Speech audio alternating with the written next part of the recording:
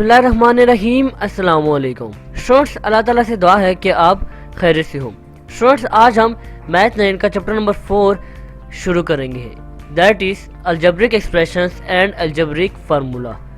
Students, ये topic board के लिहाज से, इनफैक्ट ये चैप्टर बोर्ड के लिहाज से बहुत ही इंपॉर्टेंट चैप्टर है और हर साल इस चैप्टर में से लॉन्ग और शॉर्ट क्वेश्चन ज़रूर आते हैं। स्टूडेंट्स, आज हम ये चैप्टर स्टार्ट करेंगे और आज जो हम टॉपिक डिस्कस करेंगे वो है अलजेब्रिक एक्सप्रेशंस। उसके बाद हम पढ़ेंगे पॉलिनोमियल्स को, उसके बाद हम टाइप्स ऑफ अलजेब्रिक एक्सप्रेशंस को देखेंगे और एंड में हम एक्सरसाइज 4.1 के फर्स्ट 2 क्वेश्चंस को सोल्व करेंगे। स्टूडेंट्स, मैं आपको रिकमेंड करूंगा कि आप ये पूरा लेक्चर देखें, क्योंकि इस लेक्चर में आपके बहुत से रॉन्ग कॉन्सेप्ट्स और बहुत सी मिसकॉन्सेप्शंस ठीक होने वाली हैं। तो ये स्टार्ट करते हैं आज का लेक्चर।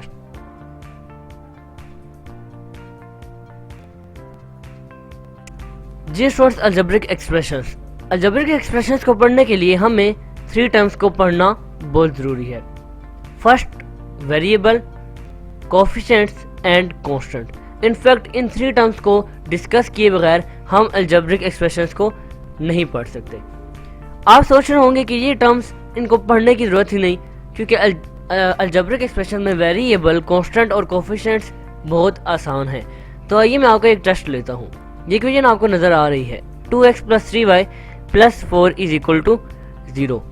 मेरा आपसे सवाल ये है कि इस इक्वेशन में कोफिशिएंट्स, वेरिएबल और कांस्टेंट कौन कौन से हैं। जी आप देखते साथ बता देंगे कि इस इक्वेशन में 2 और 3 कोफिशिएंट्स हैं, x और y वेरिएबल्स हैं और कांस्टेंट हमारे पास सिर्फ एक है, दैट इज 4। गुड, ये आपने सही बताया। लेकिन अगर मैं आपसे पूछूं कि डिफाइन वेरिएबल, डिफाइन कोफिशिएंट और डिफाइन कांस्टेंट, तो फिर आपका क्या जवाब होगा? जी यहाँ आप रुक जाएंगे, क्योंकि आपको इनको डिफाइन करना ही नहीं आता। जब तक आप किसी चीज़ को डिफाइन नहीं करते तो आप उसको सही तरीके से समझ ही नहीं सकते, आपके इनफैक्ट कॉन्सेप्ट से क्लियर नहीं होंगे। ये आप इक्वेशन में वेरिएबल, कोफिशिएंट और कांस्टेंट को डिनोट तो कर लेते हैं, लेकिन आपको इसकी डेफिनेशन भी मालूम होनी चाहिए। इसलिए आज हम डिटेल में पढ़ेंगे वेरिएबल, कोफिशिएंट और कांस्टेंट को। वेरिएबल की बात की जाए तो वेरिएबल की डेफिनेशन कुछ इस तरह से आएगी, an alphabetical symbol use for a number whose value is being find out is called variable. Variable एक ऐसा अल्फाबेटिकल सिंबल होता है जिसको हम किसी इक्वेशन में यूज करते हैं किसी नंबर की वैल्यू को फाइंड आउट करने के लिए। इसकी एग्जांपल से बात ज़्यादा वाज़िह हो जाएगी। x + 2 = 0। जी यहाँ पर अल्फ़ाबेटिकल सिंबल कौन सा है? जी अल्फ़ाबेटिकल सिंबल है x। अच्छा, यहाँ पर मैं आपको एक बात और बताता चलूँ कि अल्फ़ाबेटिकल सिंबल में हम सिर्फ स्मॉल लेटर्स को यूज़ करेंगे। इसकी कोई ख़ास वजह नहीं है, स्मॉल लेटर्स को यूज़ करना हमारे लिए ज़्यादा आसान होता है। x + 2 = 0। तो जहाँ पर आपको इक्वेशन में अल्फ़ाबेट्स नज़र आ जाए, इनफैक्ट वही आपका वेरिएबल है। तो यहाँ पर हमारा वेरिएबल है x। अगर सेकंड एग्जांपल हम देखें तो सेकंड एग्जांपल है x + y - 2 = 0। अगेन इस इक्वेशन में हमारे पास 2 अल्फ़ाबेटिकल सिंबल हैं, that is x and y, और यही हमारे वेरिएबल्स भी हैं। वेरिएबल की खास बात ये होती है कि variable is always unknown in an algebraic expression. एक अलजेब्रिक एक्सप्रेशन में वेरिएबल हमेशा अननोन होगा, यानी हमें वेरिएबल की वैल्यू नहीं मालूम होगी। अब सवाल यहाँ पर यह पैदा होता है कि हम वेरिएबल यूज क्यों करते हैं। वेरिएबल का कॉन्सेप्ट दरअसल आया कहाँ से? सिक्स्थ क्लास के मैथ में हम वेरिएबल को कुछ इस तरह पढ़ते थे। हम कहते थे एक बॉक्स या कोई भी शेप हम रख देते थे और +2 = 0, यानी इस बॉक्स में ऐसी कौन सी वैल्यू पुट करूं कि आंसर 0 आ जाए। जी इस बॉक्स में अगर मैं -2 पुट करूं तो आंसर 0 आ जाएगा। शुरू में मैथमेटिशियंस बॉक्सेस, इनफैक्ट शेप्स को यूज़ करते थे, जैसे ट्रायंगल होगी, रेक्टेंगल, स्क्वायर, पैरेललोग्राम और इनफाइनाइट। लेकिन उनको वक्त के साथ साथ ये प्रॉब्लम महसूस हुआ कि उनके पास इतनी ज़्यादा शेप्स नहीं थी जिनकी मदद से वो नंबर्स को डिनोट कर सके। इस वजह से उन्होंने शेप्स के इस कॉन्सेप्ट को रॉन्ग करार दिया और शेप्स के कॉन्सेप्ट को छोड़कर इन्होंने वेरिएबल के कॉन्सेप्ट को अपनाया, जिसकी वजह से हमारे लिए बहुत आसानी हो जाती है किसी भी इक्वेशन में x, y या z की वैल्यूज निकालना। इनफैक्ट हम x, y और z की ही इन तीनों अल्फ़ाबेट्स को ही हम एज अ वेरिएबल यूज़ करते हैं। अब नेक्स्ट टर्म जो है हमारे पास, आइए उसको डिस्कस करते हैं। जी स्टूडेंट्स, अलजेब्रिक एक्सप्रेशन को समझने के लिए सेकंड टर्म जो हम डिस्कस करेंगे दैट इज कांस्टेंट। इसकी सबसे पहले हम डेफिनेशन देखते हैं। इसकी डेफिनेशन है a mathematical digit in an algebraic expression that never change और whose value is fixed is called constant.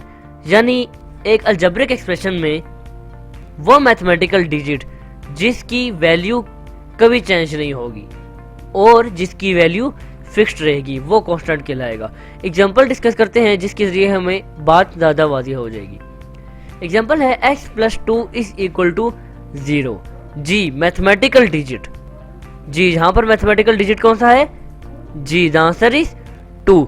यानी कि इस पूरी इक्वेशन में 2 वाहिद वो डिजिट है जो मैथमेटिकल डिजिट है और जिसकी वैल्यू फिक्स्ड है या जिसकी वैल्यू हम कभी चेंज नहीं कर सकते। तो ये है हमारा कांस्टेंट, इसको हम डिनोट करेंगे, ये हमारा है कांस्टेंट। सेकंड एग्जांपल है 2x + 3y + 14। जी यहाँ पर मैथमेटिकल डिजिट कौन सा है? जी यहाँ पर अब 2 भी है, 3 भी है, 14 भी है, लेकिन जिसकी वैल्यू फिक्स्ड रहेगी, जिसकी वैल्यू कभी चेंज नहीं होगी, वो हमारे पास सिर्फ एक है 14। तो ये रहा हमारा कांस्टेंट। आइए अब नेक्स्ट और लास्ट टर्म को डिस्कस करते हैं जिसके जरिए हम अलजेब्रिक एक्सप्रेशंस को डिटेल में डिस्कस करेंगे। स्टूडेंट्स, अब जो लास्ट टर्म हम अलजेब्रिक एक्सप्रेशन को डिस्कस करने के लिए पढ़ेंगे वो है कोएफिशिएंट। अगेन इसकी सबसे पहले हम डेफिनेशन देखेंगे। डेफिनेशन है a number which is used to multiply a variable. वो नंबर जो किसी वेरिएबल को मल्टीप्लाई करने के लिए यूज होता है उस नंबर को हम बोलते हैं कोएफिशिएंट। एग्जांपल देखेंगे, वही एग्जांपल जो हमने अभी पढ़ी 2x + 3y + 14 = 0। अब इसका ओवरऑल हम देखते हैं कि इन सब में सारी चीजें हैं क्या। सबसे पहले आप बताइए कि इस पूरी टर्म में, इनफैक्ट इस पूरी इक्वेशन में वेरिएबल क्या है? जी वेरिएबल है x और y। कांस्टेंट क्या है? कांस्टेंट है 14। और कोएफिशिएंट क्या है? जी ऊपर डेफिनेशन लिखी है that is used to multiply a variable. जी 2 और 3 ये दोनों वेरिएबल्स को मल्टीप्लाई कर रहे हैं, तो ये है हमारा कोएफिशिएंट। इन दोनों को हम इस तरह डिनोट करेंगे और दैट इज आवर कोएफिशिएंट। ये टर्म्स जहां पर खत्म होती हैं। अब स्टूडेंट्स एक कॉन्सेप्ट और है बेसिक ऑपरेशंस का, कि बेसिक ऑपरेशंस क्या होती हैं।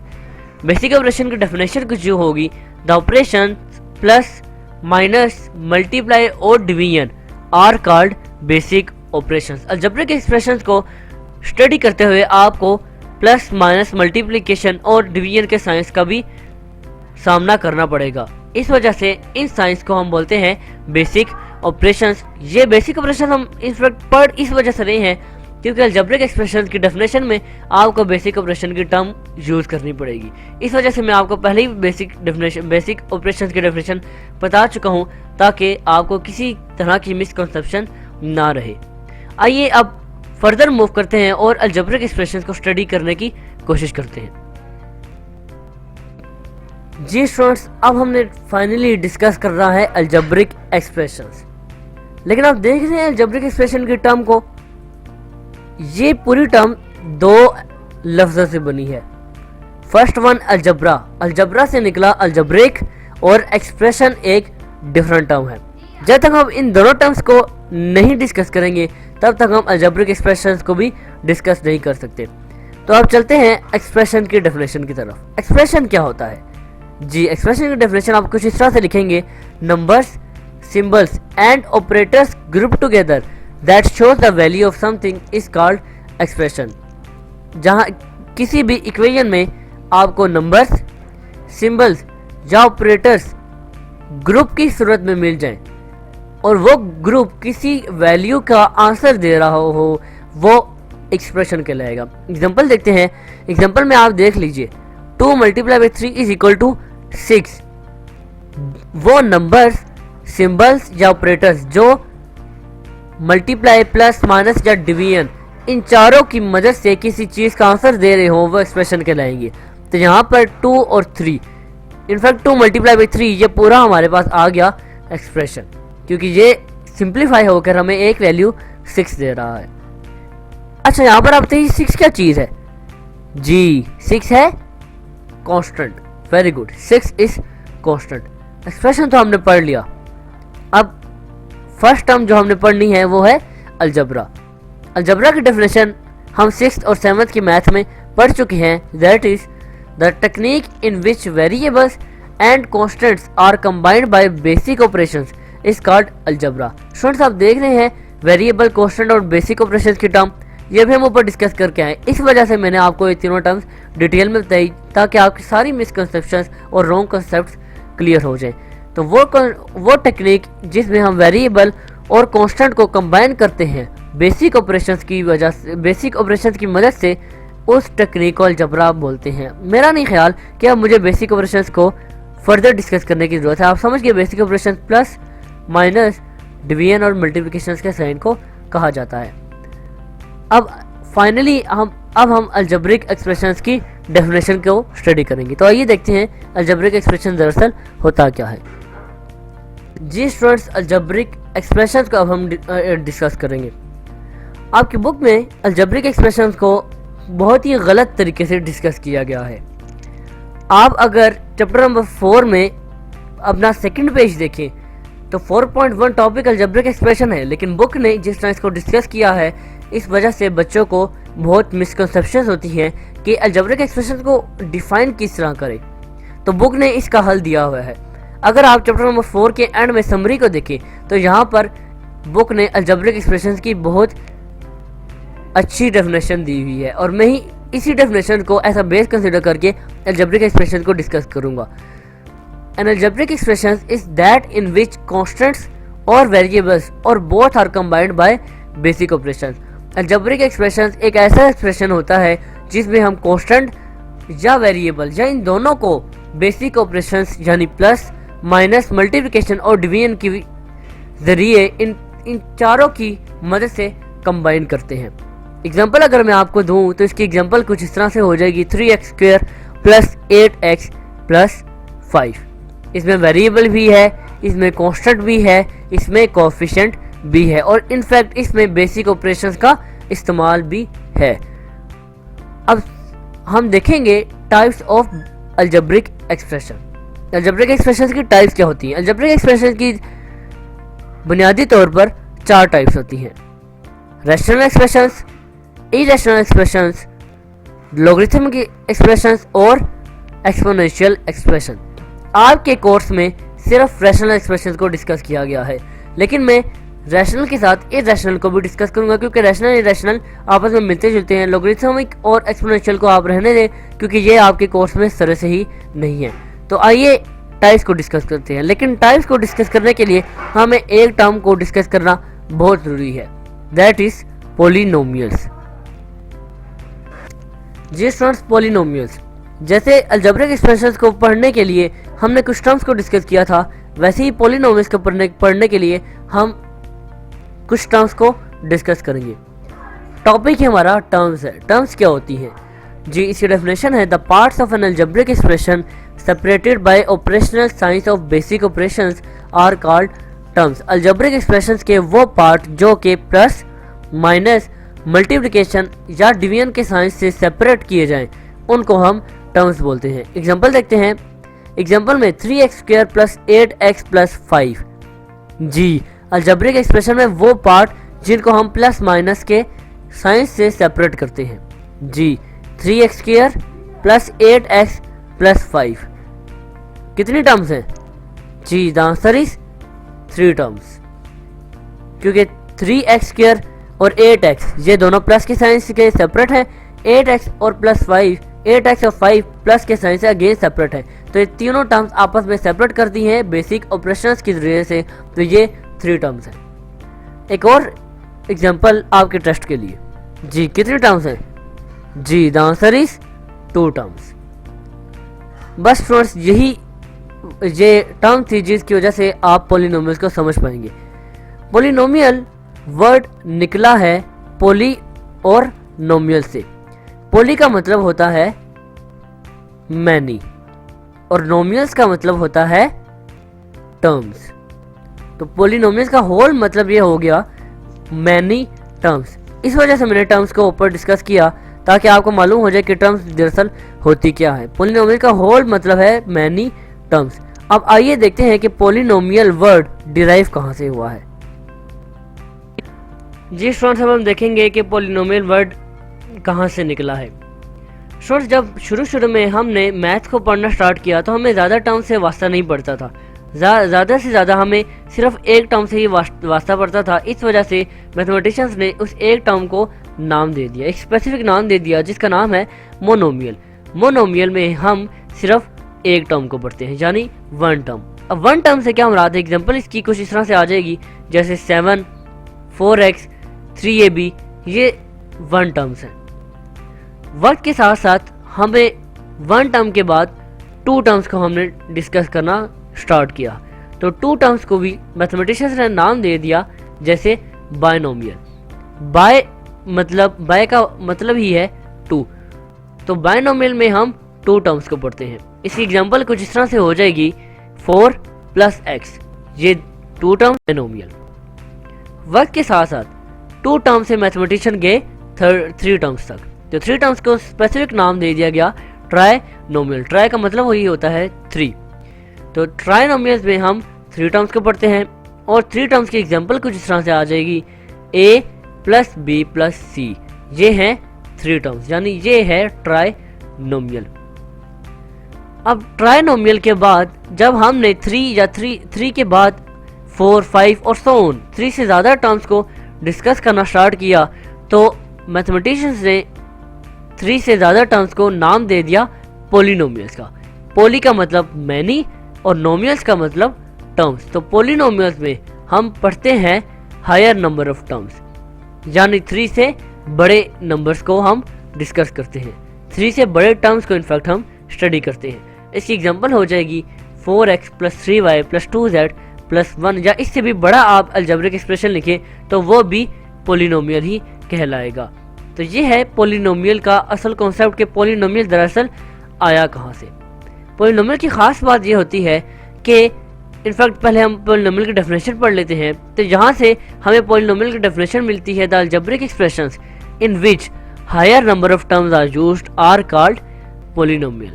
वो अलजेब्रिक एक्सप्रेशंस जिनमें हायर नंबर ऑफ टर्म्स को यूज किया जाए वो पॉलिनोमियल्स कहलाता है। पॉलिनोमियल्स की खास बात ये होती है कि पॉलिनोमियल्स के जो एक्सपोनेंट्स होते हैं वो हमेशा होल नंबर होते हैं। इनफैक्ट वेरिएबल के जो एक्सपोनेंट होते हैं, जैसे 4x², तो 4x की जो पावर आ गई है वो स्क्वायर है, वो होल नंबर होना चाहिए। अगर वो वेरिएबल्स की पावर x होल नंबर नहीं होंगी तो वो पॉलिनोमियल्स नहीं कहलाएंगे। इनफैक्ट आप ये कह सकते हैं कि ये एक टर्म है जिस पे पॉलिनोमियल्स की पूरी डिस्कशन बेस करती है। आपकी बुक में पॉलिनोमियल्स की बिल्कुल भी सही तरह डिस्कस नहीं किया गया। इनफैक्ट पॉलिनोमियल्स की डेफिनेशन ही बुक में नहीं लिखी। पॉलिनोमियल को आपकी बुक में कुछ इस तरह से डिस्कस किया गया है। A polynomial in the variable x is an algebraic expression in the form this. इतनी बड़ी स्टेटमेंट बुक ने बता दी है और बुक ने इसको डिस्कस ही नहीं किया कि ये स्टेटमेंट इसका मतलब क्या है। तो बच्चों को बहुत ज़्यादा मिसकंसेप्शन होती है कि ये इस स्टेटमेंट का मतलब क्या है। तो अब आइए चलते हैं नेक्स्ट बोर्ड पर और देखते हैं कि ये इक्वेशन ड्राइव कैसे हुई और ये इस इक्वेशन का दरअसल मतलब क्या है। जी स्टूडेंट्स, आपकी बुक ने स्टेटमेंट लिखी है a polynomial in the variable x is an algebraic expression of the form this. इतनी बड़ी स्टेटमेंट, इसका क्या मतलब है? p ऑफ x, p से तो मुराद है polynomial. p of x is equal to an और x raise to the power n plus an-1 x raise to the power n-1 an-2 x raise to the power n-2 plus up to so on a1 x1 plus a0। Students, ये equation हमें दरअसल बताती है कि x यहाँ पर, पहले मैं आपको बता दूं कि चीज़ें हैं कि n is the highest power of x। n जो है ये x की हाईएस्ट पावर है और हमारे पास द कोफिशिएंट an है। ये इसको हम कहते हैं कि ये लीडिंग कोफिशिएंट, क्योंकि ये पूरी इक्वेशन को लीड कर रहा है, इस वजह से इसको हम लीडिंग कोफिशिएंट कहते हैं। स्टूडेंट्स, ये बातें मैं अपने पास से नहीं कह रहा, ये बातें आपकी बुक में इस पैराग्राफ में लिखी हुई है, जहाँ पर वो x के बारे में बता रहा है कि वो लीडिंग कोफिशिएंट है, और यहाँ पर वो बता रहा है कि ये हाईएस्ट पावर है। तो अब देखते हैं कि इस इक्वेशन का मतलब क्या है। यहाँ पर स्टूडेंट्स हमें पता चल गया a और n ये हमारे पास कोफिशिएंट है, और x raise to the power n ये हमारे पास वेरिएबल है। पोलिनोमियल में दरअसल होता क्या है, पोलिनोमियल में वेरिएबल की पावर कंटिन्यूसली डिक्रीज करती है।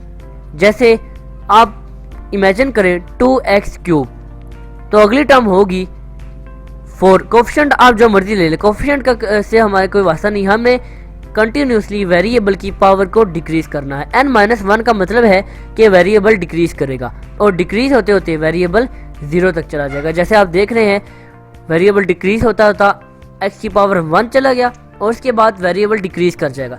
जब वेरिएबल डिक्रीज कर जाएगा तो हमारे पास खाली कोफिशिएंट बच जाएगा, और खाली कोफिशिएंट को हम बोलते हैं कांस्टेंट। एग्जांपल आप जरा लेट कीजिए, इमेजिन कीजिए आप 4x क्यूब, जी 4x क्यूब। अब अगली टर्म आप कोफिशिएंट जो मर्जी ले ले, 4x cube plus 2x square रखना पड़ेगा अब आपको। n-1, n इस दफा हमने पहले 4x क्यूब का रखा है, तो 3 - 1 2, तो पावर मुसलसल डिक्रीज करेगी। 4x cube plus 2x square plus 3x हो जाएगा, क्योंकि पावर 2 से 1 में गई, और उसके बाद प्लस 5 यानी पावर 1 से 0 पे चलेगी, और 5 हमारा कांस्टेंट होगा। इस एग्जांपल में आपको बताता हूँ, एग्जांपल है कुछ इस तरह से 3x square plus 8x plus 5। यहाँ पर कोफिशिएंट आप जो मर्जी ले लीजिए। x स्क्वायर देखिए, यहाँ पर पहली जो वेरिएबल है उसकी पावर 2, फिर आगे कोफिशिएंट के साथ जो वेरिएबल है उसकी पावर 1, और आगे ये पावर जाके 0 हो जाती है। तो ये है पोलिनोमियल। पोलिनोमियल में अगेन आपको बताता चलूँ कि पावर अगर होल नंबर के बगैर जो भी आ जाए, जिसको आपकी बुक कहती है नॉन नेगेटिव इंटीजर, यानी होल नंबर के अलावा जो भी पावर आएगी वो पोलिनोमियल नहीं कहलाएगा। आइए आपको जरा टेस्ट लेता हूँ। x square plus under root x minus 4, is this a polynomial? क्या ये पोलिनोमियल है? जी द आंसर इज नो, ये पोलिनोमियल नहीं है। क्यों? क्योंकि अंडर रूट x यानी अंडर रूट की वैल्यू होती है 1/2, x की पावर 1/2 ये होल नंबर्स में नहीं आता, इस वजह से ये पोलिनोमियल नहीं है। क्लियर है स्टूडेंट्स? आइए अब देखते हैं कि पोलिनोमियल के बाद रैशनल एक्सप्रेशंस क्या होते हैं। अच्छा, ये जो फर्स्ट पोलिनोमियल है, क्योंकि एग्जांपल में सिर्फ पहला वाला पोलिनोमियल है, सेकंड वाला नहीं, तो पहले first polynomial is of second degree.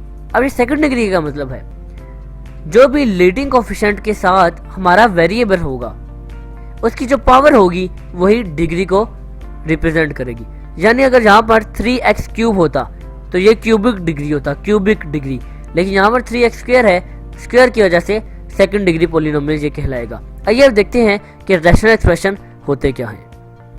Ji students, rational expression, the definition is the expression of the form px over q of x where p of x and q of x are polynomials and q of x is never equals to 0 is called rational expression।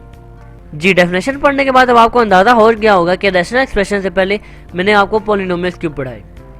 p of x और q of x, इन दोनों को rational expression में definition कहती है कि ये दोनों polynomials होंगे। इन दोनों में से अगर कोई एक भी पोलिनोमियल नहीं होता, यानी न्यूमिनेटर और डिनोमिनेटर, इन दोनों से कोई एक भी पोलिनोमियल नहीं होगा, तो वो हमारे पास रैशनल एक्सप्रेशन नहीं, इनफैक्ट वो हमारे पास इरैशनल एक्सप्रेशन होगा। तो दैट्स वाई मैंने पोलिनोमियल को पहले डिस्कस किया। एग्जांपल इसकी हमारे पास आ जाएगी 2x + 1 3x + 8, ऊपर भी पोलिनोमियल नीचे भी पोलिनोमियल, तो ये है हमारे पास रैशनल एक्सप्रेशन। अब देखते हैं इरैशनल एक्सप्रेशन क्या है, इसका बिल्कुल उलट। The expression which can not be written in the form of p of x और q of x where p of x and q of x are polynomials and q of x is not equal to 0। वो expression की जिनको हम p of x और q of x की form में नहीं लिख सकते, या अगर आप लिखे भी तो p of x और q of x पोलिनोमियल्स नहीं होंगे। अगर आप इन पी ऑफ एक्स और क्या ऑफ एक्स की यानी फ्रैक्शन के फॉर्म में नहीं लिख सकते तो वो पोलिनोमियल होंगे। अगर वो फ्रैक्शन की फॉर्म में लिखे जाएं यानी पी ऑफ एक्स और क्या ऑफ एक्स हो और पी ऑफ एक्स या क्या ऑफ एक्स इन दोनों में से कोई एक पोलिनोमियल ना हो तो वो इरेशनल एक्सप्रेशन होगा। कैसे? एग्जांपल मैं आपको बताता हूँ।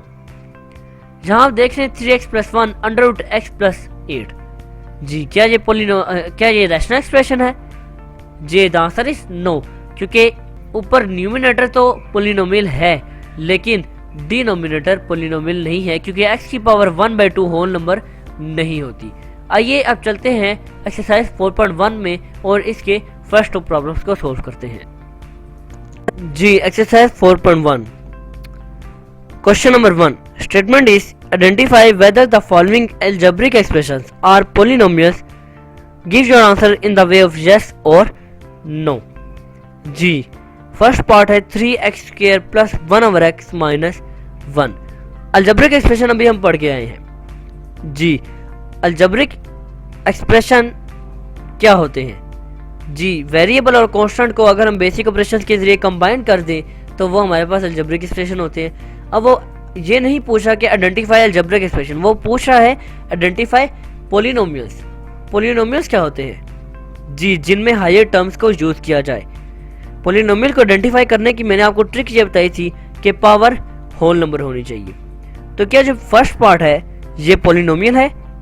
जी द आंसर इज नो, ये पोलिनोमियल नहीं है, क्योंकि 3x² + 1/x, x अगर ऊपर जाएगा तो उसकी पावर -1 में तब्दील हो जाएगी। वेरिएबल की पावर होल नंबर होनी चाहिए और -1 होल नंबर नहीं होता, दैट्स वाई ये होल नंबर इनफैक्ट ये पोलिनोमियल नहीं है। साथ में आपने रीजन दे देनी है because the exponent of variables is not whole number. Second part, क्या ये पोलिनोमियल है? जी द आंसर इज नो, ये पोलिनोमियल नहीं है, क्योंकि √x x की पावर 1/2 अगेन होल नंबर में नहीं आता, तो इसकी भी आप यही वजह लिखेंगे। आइए मूव करते हैं इसके थर्ड और फोर्थ पार्ट पे। थर्ड पार्ट है x² - 3x + √2। जी क्या ये पोलिनोमियल है? आप में से कुछ स्टूडेंट्स कहेंगे नो, ये भी पोलिनोमियल नहीं है क्योंकि अगेन √2 आ गया। तो स्टूडेंट्स पोलिनोमियल को आइडेंटिफाई करने की ट्रिक ये थी कि खाली वेरिएबल की पावर होल होनी चाहिए, जबकि 2 तो कांस्टेंट है, तो वेरिएबल की पावर 2 है और 1 दोनों होल नंबर्स में आते हैं। तो yes of course this is polynomials because the exponents of variables are whole number. जी नेक्स्ट में फोर्थ पार्ट, क्या ये पोलिनोमियल है? जी द आंसर इज नो, क्योंकि x की पावर अगेन ऊपर आकर माइनस हो जाएगी और माइनस वाले डिजिट्स होल नंबर में नहीं आते, वजह वही होगी। क्लियर है? आइए अब देखते हैं क्वेश्चन नंबर 2 क्या है। This is question number 2 statement is state whether each of the following expressions is a rational expression or not। आपने बताना है कि ये एक्सप्रेशन रैशनल एक्सप्रेशन है या नहीं। जी अभी हम रैशनल एक्सप्रेशन को पढ़ के आए। जी आसान अल्फाज में वो एक्सप्रेशन जिसका न्यूमिनेटर भी पोलिनोमियल हो और जिसका न्यूमिनेटर भी पोलिनोमियल हो, वो एक्सप्रेशन रैशनल एक्सप्रेशन होते हैं। अगर न्यूमिनेटर खाली पोलिनोमियल नहीं होगा तो वो रैशनल नहीं होंगे, या डिनोमिनेटर पोलिनोमियल नहीं होगा तो भी रैशनल नहीं होंगे, या दोनों पोलिनोमियल ना होए तो भी वो रैशनल नहीं होंगे। तो फर्स्ट पार्ट क्या रैशनल एक्सप्रेशन है? जी द आंसर इज नो, क्योंकि ना ही इसका न्यूमिनेटर पोलिनोमियल है और ना ही इसका डिनोमिनेटर, तो आप लिखेंगे no because numerator and denominator are not polynomials. जी सेकंड पार्ट, क्या ये पोलिनोमियल है? जी इनफैक्ट ये रैशनल नंबर एक्सप्रेशन है? जी द आंसर इज यस, क्योंकि इसके ऊपर भी पोलिनोमियल यानी न्यूमिनेटर भी पोलिनोमियल और डिनोमिनेटर भी पोलिनोमियल। अब इसका थर्ड पार्ट जो है वो x² + 6x + 9 divided by x² - 9। क्या ये पोलिनोमियल है? जी the answer is yes, this is polynomial because numerator and denominator are polynomial. यहाँ पर आप में से कुछ स्टूडेंट्स कहेंगे कि सर डिनोमिनेटर में आप देखें x² के बाद 9 वाली टर्म आ गई, जबकि हमने पोलिनोमियल में पढ़ा कि वेरिएबल की पावर कंटिन्यूसली डिक्रीज करेगी, उसके बाद 0 पर जाएगी, जबकि x² के बाद x पावर 1 गायब हो गया, वो किधर गया स्टूडेंट्स? पोलिनोमियल के लिए ये जरूरी बात नहीं। पोलिनोमियल में एक्स स्क्वायर के बाद अगर आप -9 लिख दे तो भी ये पोलिनोमियल ही रहेगा, क्योंकि पावर जो वेरिएबल की है वो हमारे पास होल नंबर है। पोलिनोमियल में वेरिएबल की पावर का कंटिन्यूसली डिक्रीज होना जरूरी इस वजह से है कि अगर एक्स स्क्वायर के बाद मैं लिख दूं, जैसे आप ऊपर न्यूमरेटर में देख रहे हैं, एक्स स्क्वायर प्लस 6x की जगह मैं 6x क्यूब लिख दूं तो ये गलत होगा। अगर एक्स स्क्वायर के बाद 6x को गायब करके +9 लिखूं तो ये गलत नहीं है, क्योंकि वेरिएबल की पावर डिक्रीज तो हुई ना। दैट्स वाई ये पोलिनोमियल भी है और ये रैशनल एक्सप्रेशन भी है। लास्ट पार्ट, क्या ये रैशनल एक्सप्रेशन है? जी, द आंसर इज नो, ये रैशनल एक्सप्रेशन नहीं है। रीजन वही, न्यूमिनेटर और डिनोमिनेटर दोनों पोलिनोमियल्स नहीं है। स्टूडेंट्स, आई होप सो आपको आज का ये लेक्चर बहुत अच्छे तरीके से क्लियर हो चुका होगा।